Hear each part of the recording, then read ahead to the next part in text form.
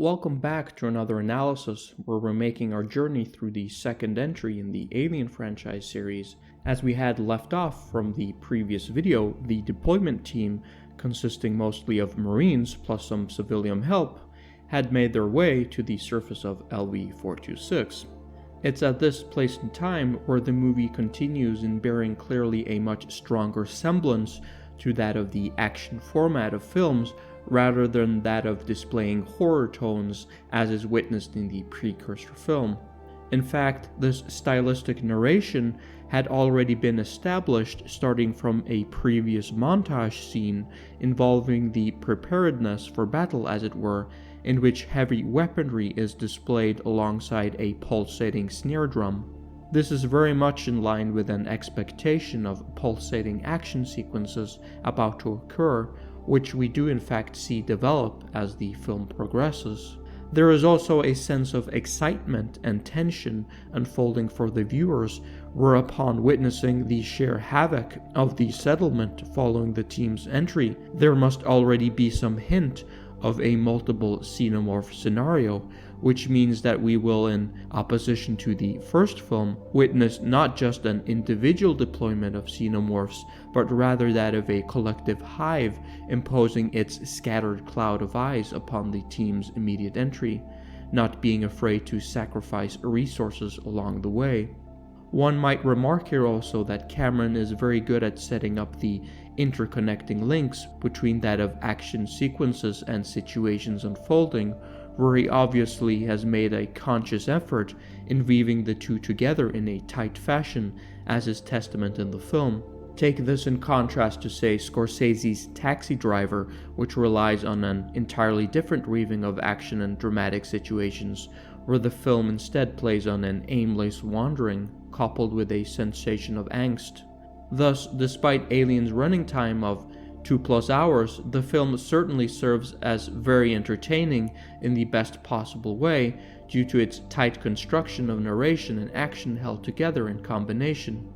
Anyways, getting back to the sequences at hand, we witness the deployed team making its search route through the artificially constructed life sphere known as Hadley's Hope Colony, located on the moon.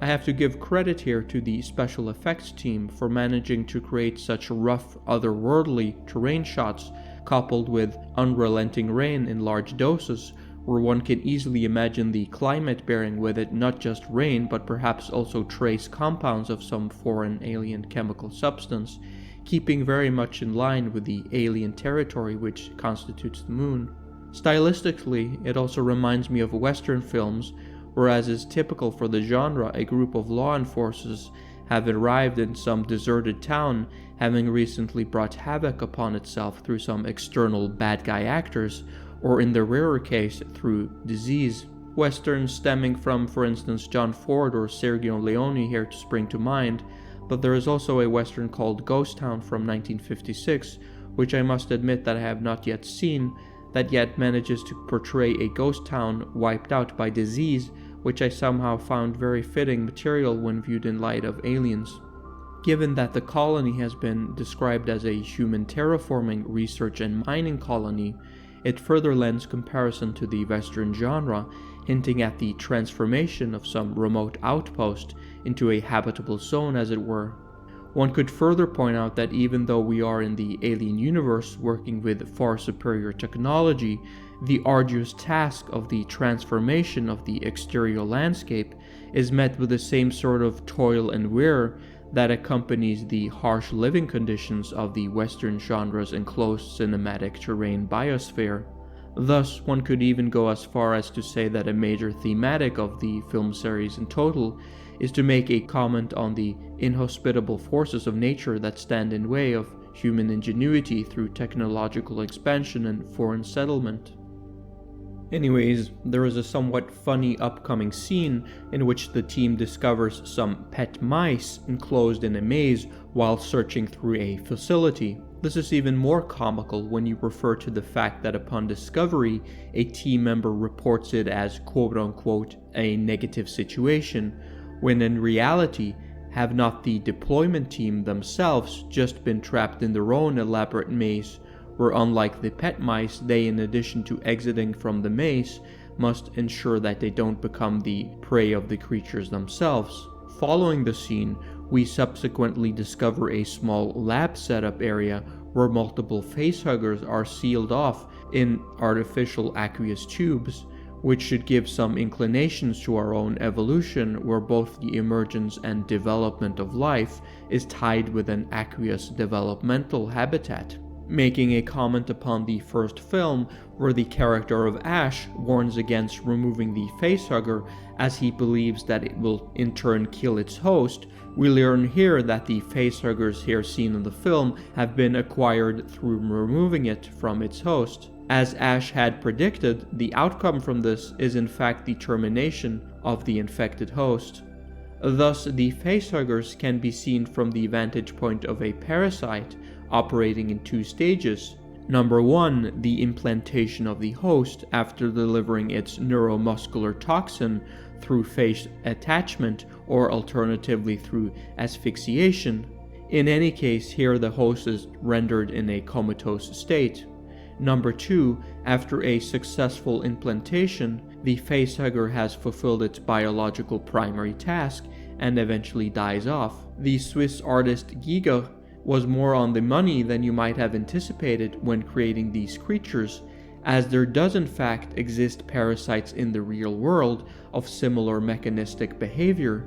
Take for example the parasite called Anilorchra nemipteri, which functions by hooking onto the scales of unsuspecting fish, such as the species known as bridled monocle bream. What's interesting here is that the parasite directly attaches itself just above the eyes of their host, effectively acting as its own facehugger, where the species may stay attached for as long as up to several years, feeding off their unsuspecting prey. In fact, it is estimated that up to 30% of bridled monocle breams are affected by this parasite in the Great Barrier Reef, located just off the coast of Queensland, Australia. Some negative effects of this parasite include a decay of the growth rate, a deleterious effect on the reproductive efforts, as well as leaving the host with a deep wound on its face. To sum up then, this parasite is a nasty piece of work that you would not want to get infected with, much like the facehuggers in the Alien series. A final remark pertaining to the study chamber scene of the facehuggers is that it hints at an early betrayal from the character of Burke, as he had reassured Ripley that they were not in fact sending her back to the moon's surface in order to study these creatures. If you look closely in the scene, Burke does indeed seem very keen, if anything, of learning more about the creatures, perhaps motivated by his own inner sense of corporate greed due to the obvious financial prospects of successfully harnessing the creatures, which of course never happens in any of the films. Nature, it seems, is too aperiodic to be fully controlled by Father Science. In any case, this marks an early entry point in Burke's ulterior motives beginning to see the light, and it will be revealed throughout the film that his character has a lot less moral qualms than you might think. That is, when you consider the fact that he ultimately chooses to attempt to force impregnation, as it were, on Newt and Ripley through a facehugger. One reason here, perhaps for Ripley appearing less sensitized to this in the scene, may be due to the fact that Bishop also seems more than mildly interested during the reveal of the facehuggers, somewhat enthusiastically claiming that 2 of the specimens are still alive. If you look closely, he is even more engulfed when he is studying the creatures through a microscope in a later scene. Given the obsession of Ash in regards to the creature, we as audience members cannot fault Ripley for succumbing to feelings of unease in regards to her notion of synthetics having a somewhat weird relationship with these creatures. In fact, the relation between xenomorphs and synthetics can be marked by a relationship of exceptions, as the creatures have a modus operandi of hunting down their prey, in large part through the use of pheromone detection, and since synthetics do not possess these, they are left largely ignored. That is, of course, if we assume that the xenomorph creatures are not being overly disturbed by their presence. Getting back to the film, We witness the discovery of Rebecca Jordan, or Newt as she is like to be called, the youngling and sole survivor from the colony, having witnessed firsthand the terror of the xenomorph invasion, with her parents uncovering the derelict crash site once again, and the avoidable terror that follows of bringing a facehugger back to the colony. She has nonetheless managed to stay alive due to her own ingenuity of using the ventilation constructions as her own refuge. Shortly following the Marines' discovery of Newt, we see early on Ripley making an effort to bond with Newt. It is not surprising that there should be a lot of shared commonality between the two, as they are both viewed in some sense as being without power. In Newt's relation due to her status as a child, while for Ripley, she has initially been viewed as that of a reluctant participant, thus bearing no legitimate power, having only been officially involved with the deployment team as that of a quote-unquote advisor. A very salient point here is that a major thematic of the film, besides dealing with personal trauma, is that of a thematic relating to leadership and competence. We will thus see throughout the development of the film Ripley's leadership and power being reevaluated in positive light, while at the same time contrasted to the military leadership of Gorman and the diplomatic power of Burke, facing a total plummet as the movie progresses. Another point is that there is obviously a shared traits of femininity as performing to the female gender between the character of Newt and Ripley. Thus, while the character of Private Vasquez is of the same female sex, she does not inhabit the maternal presence that Ripley possesses, coexisting in the world, instead through the inhabitation of hypermasculine traits, making her an ideal candidate for the profession of quote-unquote a marine grunt, or as I have alluded to earlier, as that of a female Rambo figure. She thus conforms within a military rank according to the characteristics of aggression and toughness, while suppressing more typically female-associated traits such as compassion, sensitization, and soft-heartedness. Of course, this is not meant as an absolute, as Cameron has wisely opted not to construct his characters according to a simple binary.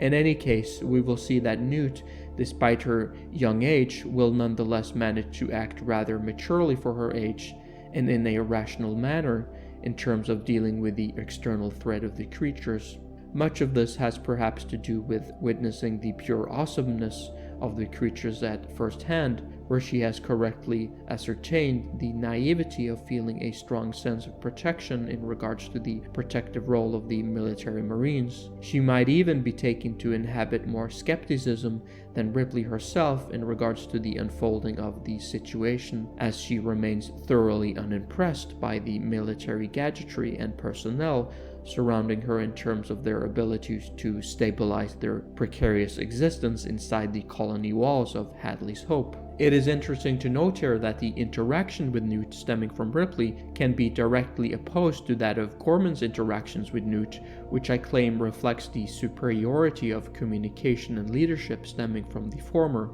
Thus, while Gorman communicates with Newt in an assertive but bland performance demanding answers like that of a stock executive demanding answers from one of his or her employees, Ripley on the other hand involves a softer approach, having perfectly understood the emotional complexities of her situation. This reveals a deeper perception of psychological communication, where she is able to draw from her own experiences in dealing with the trauma associated with the xenomorph creatures. Gorman, due both to his inexperience as a military leader and his ignoramus leadership abilities, is not able to adapt to the situation unfolding. Much like his reference of having had experience with multiple simulated drops, he approaches novel tactical military situations by insisting too much on following the rulebook, while there in fact does not exist any previous simulations comparable to the danger and complexities that he and his crew are now facing. In fact, the best prior for adaptation to the situation would have been to give much larger credence and believability to Ripley's own accounts earlier in the film in order to better prepare. This can also be related to a larger frame of inhabiting a lack of trust for people under his command. He has a view that the soldiers need to be told exactly what to do in every situation, much like a parent dealing with a toddler, and thus misses out on placing both competence and autonomy in the soldiers' ability to draw from their own experience both on a personal level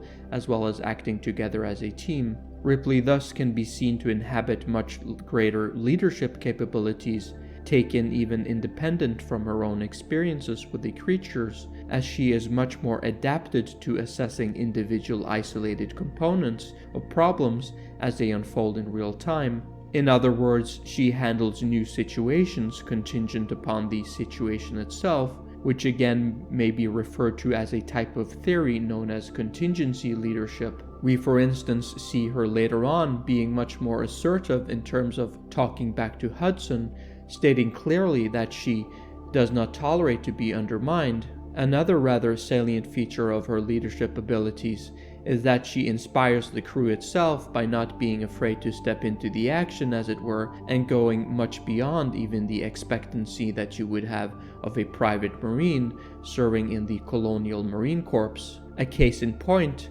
is her insistence of destroying the colony itself and her efforts of eradicating the Queen xenomorph in the end of the film. To return now to the scenes following Newt's initial discovery, it can be seen as vital to extract information from her, as she must be in cognition of the ill fate befallen the soldiers and other civilians inhabiting Hadley's Hope colony. There is thus a tension in the upcoming scene where the Marines hope to be able to extract the missing Marines who have themselves been put to good use from the perspective of the xenomorphs. It's clear that Newt must, at the very least, have been aware of the futility of their attempts, having spent much time in isolation and surviving on her own, knowing full well that she cannot rely on the military might of the Marines against the primordial primivity of the xenomorphs. I will finish this portion of the analysis here, as the Marines are rushing off to be flies caught in the spiderweb of the alien hive,